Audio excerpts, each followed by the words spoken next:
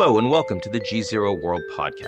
This is where you can find extended interviews of my show on public television.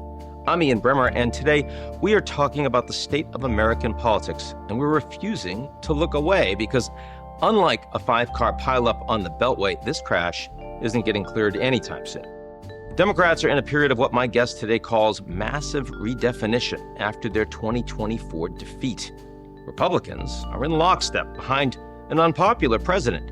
The opposition Democrats are nowhere, and the country feels less governed by policy than by tribal warfare. How did we get here? And what can we expect heading into a pivotal midterm election year? To unpack it all, I'll be joined by someone who's been deep inside the GOP machine, former Mitch McConnell chief of staff and Republican super fundraiser, Stephen Law. Let's get to it.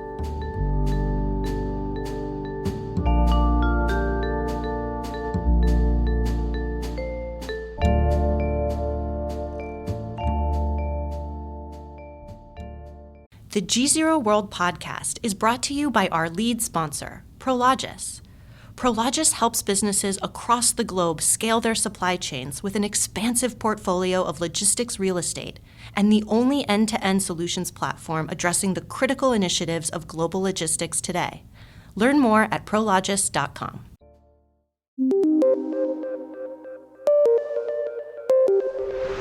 Steve Law, welcome to the show. Thank you so much. It's great to be on with you this morning, Ian. Political parties in the United States, when I talk about them, it doesn't usually amount to a pleasant conversation. Right? I mean, because people don't seem to believe as much in their parties these days. What are the Republican and Democratic Party, in your view, what do they stand for right now?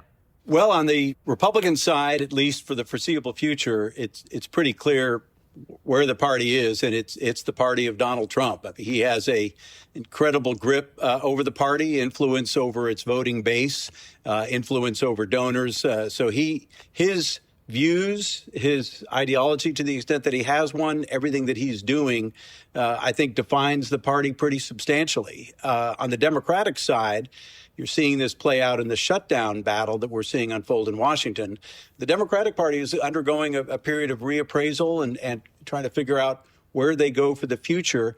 For me, there's a little bit of PTSD involved because Republicans went through the same thing after Mitt Romney failed to defeat Barack Obama in 2012. There was a huge roiling conflict within the party. What are we going to be? How are we going to deal with Obama? What are we going to be about? And I see that going on in the Democratic Party today. So the Democratic Party, in a sense, is orienting itself in terms of what it's not, as opposed to what it is. I mean, is that a fair thing to say? Yeah, you see these different voices, Ezra Klein talking about the importance of focusing on economic abundance, kind of pulling out of the culture war issues that the party became tainted with in this last election. But then you also see the more left-wing, very activist base, which has a huge amount of influence in the party and a lot of money. I mean, they're tied to the unions, particularly the teachers' unions and other government unions. And their view is that the party should be much more focused on taking on Trump, on standing strong on these social issues that they had been championing over the last few years. And somewhere in the middle are a lot of elected leaders in Washington just trying to figure out what to do and how to do their share of governing in Washington for the next couple of years. And, what they all are also looking for as well is a year and a half hence, there will be the 2026 midterms. And that's really going to be an important moment. It's going to be a report card on the Trump presidency. It's also going to be a report card on whether the Democrats are able to offer a compelling alternative vision. Now, when I think of midterms, I usually think of lower turnout. I usually think of elections that are principally about what the incumbent and the incumbent party, especially when they run everything, is actually doing. And so in that regard, it's less about what the Democrats stand for and who they happen to be running. Do you think that's not likely to apply this time around? Well, again, it's another little moment of PTSD for me. Republicans thought that would be the case during President Biden's midterm election in 2022. We thought it was going to be all about him. Inflation was a big problem. People were still stung by the embarrassing withdrawal from Afghanistan. But what ended up happening was that Republicans became mired in bad primaries that produced even worse candidates. There were a lot of other things that made, and then you may recall that Donald Trump announced he was going to be running for president again before that election. So all of a sudden, the focus shifted away from Joe Biden, inflation, all that, to, okay, what are the Republicans doing? What are their candidates like? And it made for a disappointing midterm. So it is possible for the Democrats to end up, if they have weak candidates, or if they or far left wing candidates, so they can't shake this complete identification with that left wing social agenda, it could be a problem for them as well.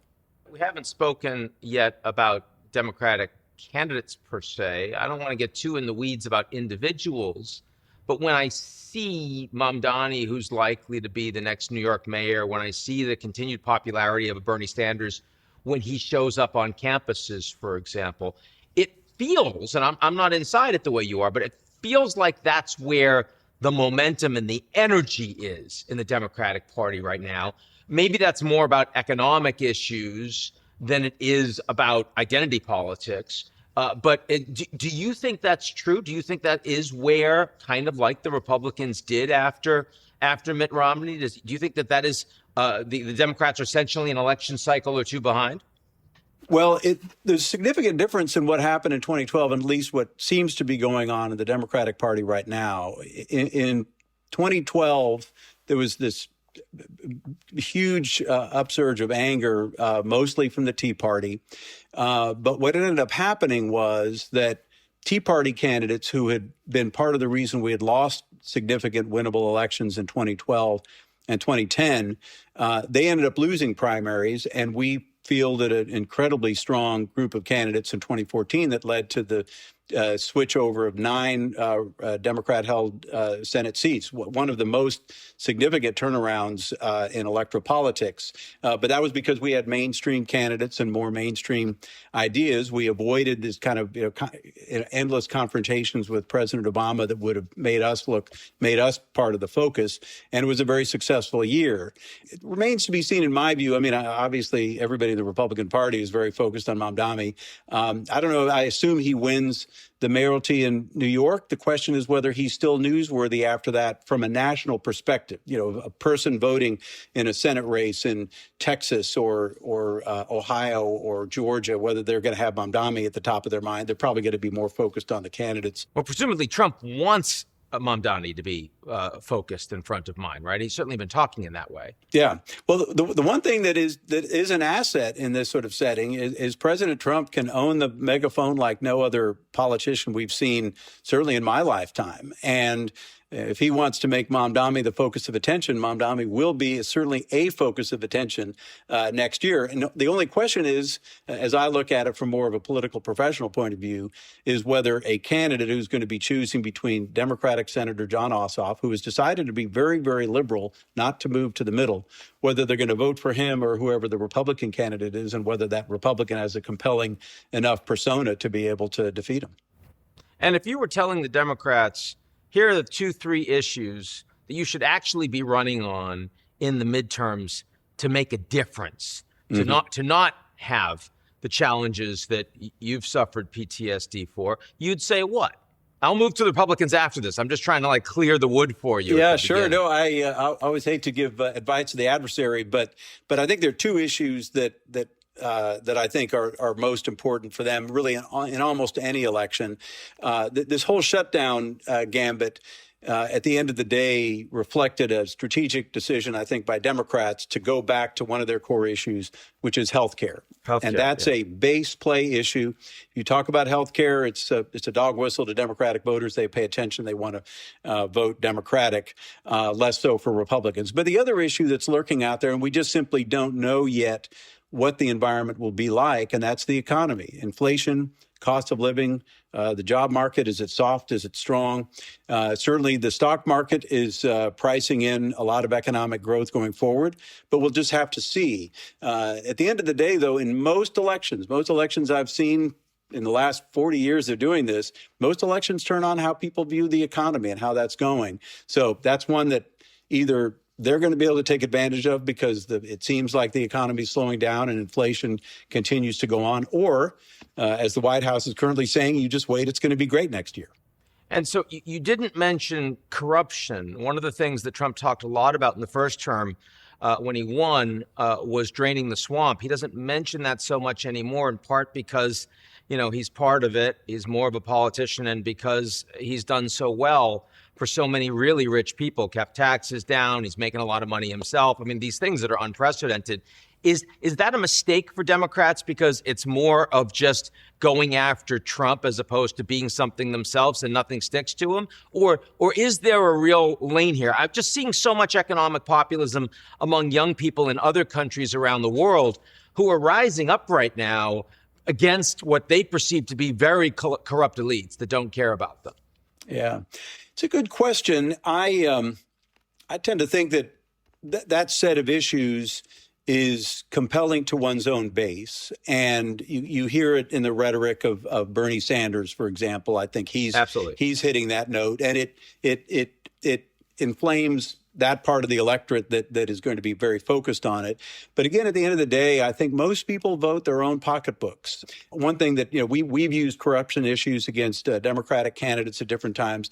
And what we find is that a lot of voters price in a certain amount of corruption for anybody who's in politics. It's quite remarkable. I mean, I actually have gotten to know a lot of politicians. I've found very few who are actually doing anything wrong. Most of them are pretty civic-minded. That goes for both Republicans and Democrats. But most voters assume if you're up in Washington, you must be up to some no good. And so that issue, it kind of attenuates the impact of that issue, I've found, in elections.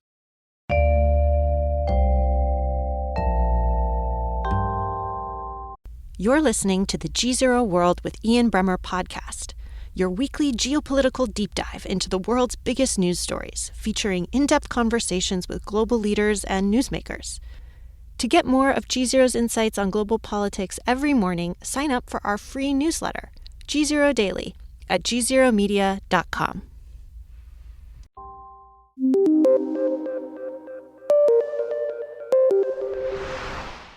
Now, look, I think one of the things the Republicans have been very effective at, certainly with their own supporters, is there's nothing Trump is doing that Biden hasn't already done, or even worse, which I don't find personally compelling when you do the research and the facts. I think a lot of what Trump represents is unprecedented. But I think that message has really resonated well with the voters, especially in a very divided media space, algorithmically, and network and cable and the rest. Do you agree with that? Yeah, I certainly, with respect to expanding executive power and wielding it with a lot of purpose. I think part of what's happening, and I've not seen data on this, but I'm increasingly of the view that people look at Washington and they look at politics with just derision. And what they see is a completely dysfunctional, broken system. Congress can't even pass bills to spend money. I mean, that's just how bad it's gotten. And when they see Trump, whether they like specifically what he's doing or not, and it may have been this way with President Biden if you were a Democrat, here's somebody taking decisive action to address problems that everybody knows are problems. And they look at Washington, they look at the political culture that's just not able to do anything. And I think, people often say eyes follow motion. Here's a guy who's constantly doing things, constantly putting points on the board. You may not like the points that he's putting on the board, but he's a guy who's getting stuff done. And that is something that I think people have longed to see more happen in Washington. Incidentally, if Democrats ever take the White House back, and you have to assume that someday they will, I assume they'll do the same thing. I think that's absolutely true. And you saw that from Ted Cruz when he was concerned about the Jimmy Kimmel and the FCC flare up. Is like, look, they're going to do this to us if they come in, so you should be careful. But I don't see many people making that kind of argument. It was notable for the fact, for me, that it came from Cruz.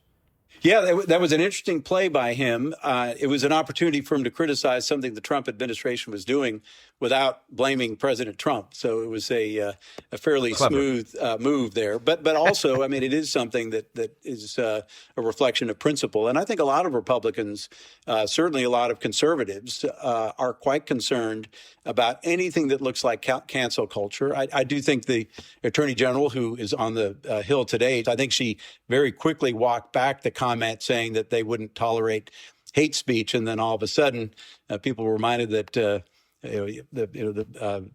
Charlie Kirk, may his memory be a blessing, was completely against this idea of categorizing something as hate speech that therefore you could regulate or ban. So it makes people uncomfortable on the right, and I think that Ted Cruz saw an opportunity and he took it. So let's bring you closer to your comfort space and switch to talk to the Republicans. You know, you did say right up at top, and it's not at all surprising, we know what the Republicans stand for right now because you've got a leader who doesn't really brook a lot of dissent.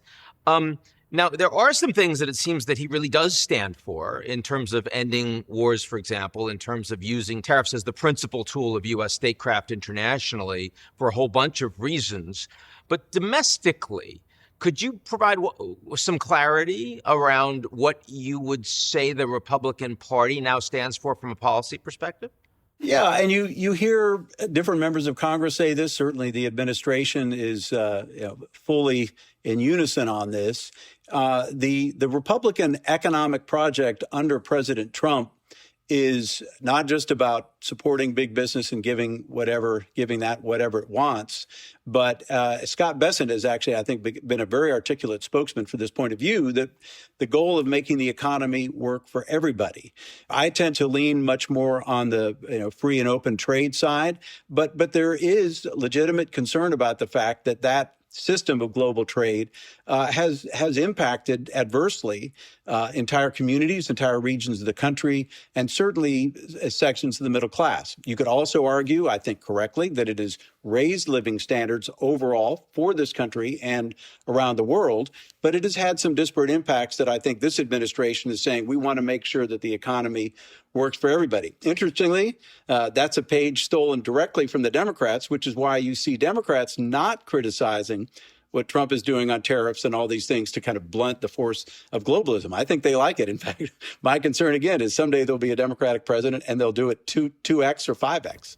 So certainly my presumption is that if the Democrats come in 2028, that these tariffs are going to stick because there aren't a lot of government officials you and I know that don't want that revenue. Right. It's a source of revenue, and it's a talking point for how you're protecting American jobs. I think the challenge for this administration and Republicans along with him is between now and next year, and then certainly beyond that, to be able to demonstrate that this approach of being much tougher on foreign trade, on raising tariffs, which then sometimes lead to investment deals and sometimes lead to resourcing jobs in the U.S., there's going to need to be a concrete case made that this is in fact happening, that the short-term pain of $5 a cup coffee is being what's coming through that is jobs back here in the U.S., factories being built, more investment in the U.S., and people getting jobs. I think that's going to be the argument that will need to be made between now and next November, and then even beyond that. And otherwise, I mean, again, the economy, has always been, core issue. If it's not number one, it's almost always number two for the U.S. electorate. Certainly a lot is being made by Trump right now, not just on border security with Mexico, where he's been quite popular, but specifically on immigration and crime inside the United States, which appears to be a fight that he really wants to have. Do you think that is smart strategy? Are the numbers bearing that out? Well, I haven't seen a lot of numbers on it yet, and I think it might be still a little early to measure it because the move from securing the border, which is undeniably immensely popular, even among Democrats, certainly among independents and Republicans. Now we're shifting toward, first of all, finding and deporting criminal illegal migrants, people who are their illegality is not just their status, but things they've done in this country. That's also popular. But then the next step is obviously that they're pursuing, which is to find people who are simply here illegally, no other known crime besides that, and detaining them and ultimately deporting them.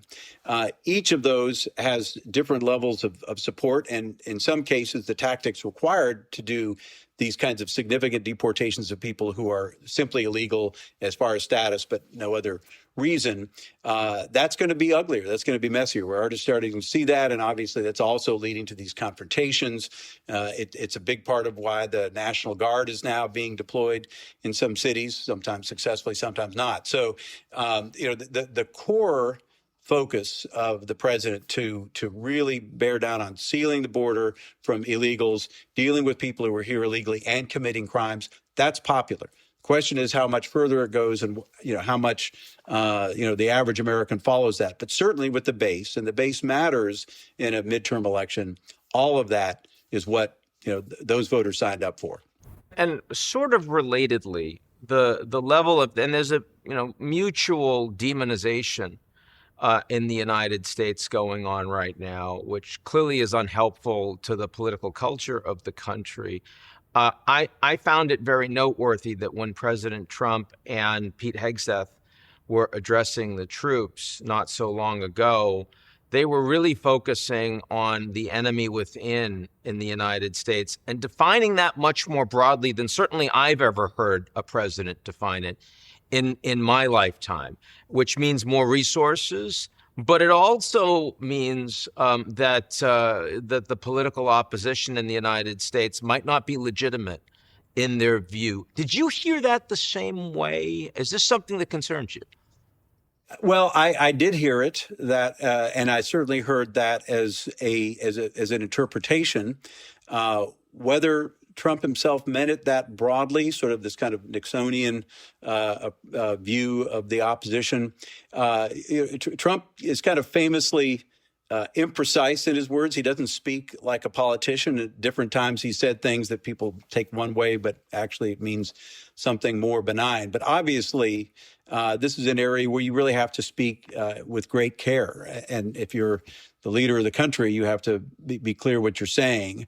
I think when he's spoken more recently, he seems to be focused primarily on these groups that I've long worried about that show up sometimes in civil disturbances, and they're clearly very well organized, almost militaristic in their garb and in their tactics. And they look like left-wing militias to me. That's a concern. Who are they? What are they doing? What do they fund? Are they just simply well-organized protesters, or are they something much more malign? That's the area where I think the concern is. I would share as well. But again, as to your point, you can't simply with a broad brush say, every judge who issues a negative ruling, every Democrat who opposes what we want to do is somehow an enemy. And I don't think the president believes that. I really don't. But again, you have to be very careful about when you talk about things like that. So this raises a challenging question, because on the one hand, the Republicans are winning right now, and they're winning in part not just because they have a better message for the people and their policies are popular. They're also winning because, as you said, they have a leader that actually does not brook dissent, that everyone is loyal to. Having a strong leader makes it easier to win an election. On the other hand, that leader is occasionally saying things that are not only imprecise, but that can cause outcomes that clearly you and many of my other Republican friends are deeply uncomfortable with. And so I'm wondering to what extent that you, and perhaps more importantly, all of the Republican leaders that you advise, do you feel like they are constrained in a way that is uncomfortable for them? Do you feel that they are not able to speak their mind on issues that they really would rather to help ensure that the Republican Party reflects a party that they want to be part of, that they're proud of, those sorts of things? Well, I would say it is almost since time immemorial that when your party has the White House and you're in Congress, you support the party line. I mean, that was true. Very, very few times did I ever hear any Democrat say anything critical of President Obama, even when, as we know, just a few short months ago, there was obvious evidence that President Biden was just not functioning well. You could argue whether it was cognitive decline or something else. Most Democrats took the party line and said, no, he's great. In private meetings, he's wonderful. So that's not an unusual phenomenon. I do think that Republicans and others who wish the success of this administration do find avenues to express concerns about particular policy issues, and they just do it inside the tent. And I think that, with this president, that's an especially preferred approach than doing it publicly. So I think there are outlets for that. But then you kind of take your question more broadly. I do think, and you're seeing this play out, and I'll mention this in just a minute, you're seeing this play out in the Virginia Attorney General's race that many people aren't focused on. But perhaps should, given that the candidate actually, in a text, had essentially called directly for political violence against a Republican official sitting. And against his children, wanting to see the opponent's children die. I mean, this person obviously, he's really not qualified to get any job in any company in America, let alone elected office. But my point is that I feel like at some point between now and next year, there's going to be a dividend that the voters will pay to a public leader who stands up and says, we just need to turn the temperature down here. And you see that every once in a while. You saw a little bit of that in the wake of the assassination of Charlie Kirk. From the governor of Utah. Yeah. In dramatic contrast to the president of the United States. Well, he, as he said, he can't forgive his enemies.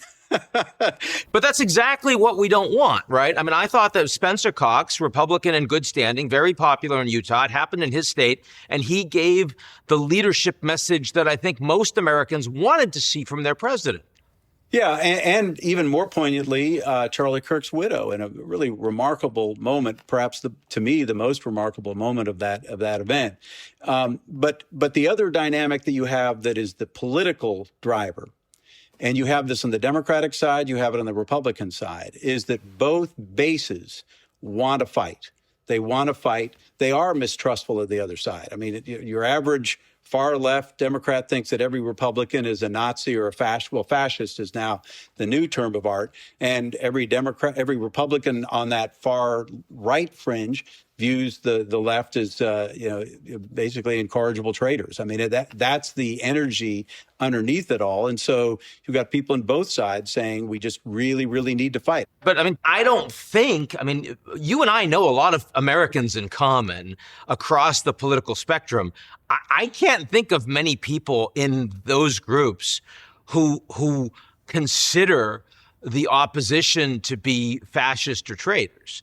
But I do think that that's the way the leaders are framing it.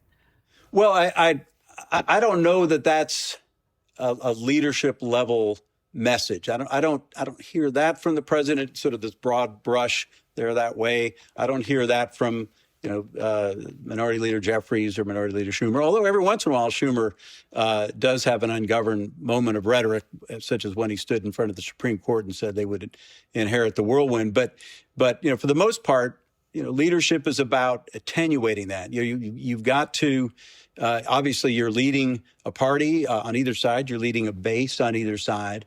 But I think the American public writ large wants leaders who at some point are constructive, unifying, even as they're prosecuting a strong agenda. Steve Law, thanks so much for joining today. Thank you. That's it for today's edition of the GZERO World Podcast. Do you like what you heard? Of course you do. Why not make it official? Why don't you rate and review GZERO World? 5 stars, only 5 stars, otherwise don't do it. On Apple, Spotify, or wherever you get your podcasts. Tell your friends.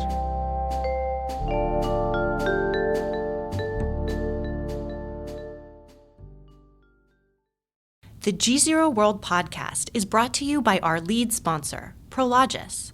Prologis helps businesses across the globe scale their supply chains with an expansive portfolio of logistics real estate and the only end-to-end solutions platform addressing the critical initiatives of global logistics today. Learn more at prologis.com.